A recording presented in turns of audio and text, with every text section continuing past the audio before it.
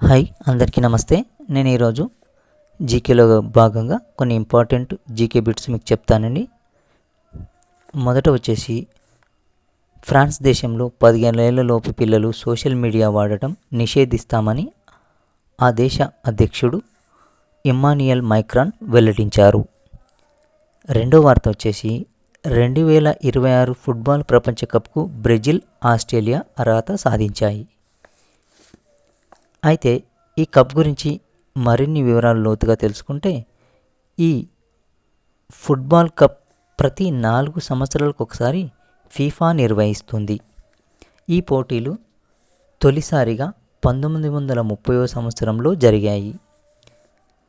ఈ ఫుట్బాల్ కప్ను అత్యధిక సార్లు గెలిచిన జట్లు బ్రెజిల్ 5 సార్లు గెలిచింది, జర్మనీ 4 సార్లు గెలిచింది, ఇటలీ 4 సార్లు గెలిచింది.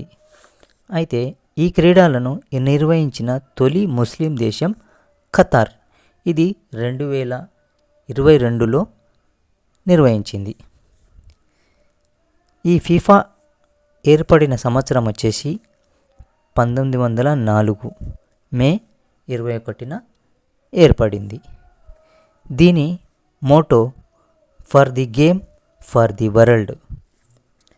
దీని ప్రధాన కార్యాలయం వచ్చేసి స్విట్జర్లాండ్లోని జ్యూరిచ్లో ఉంది.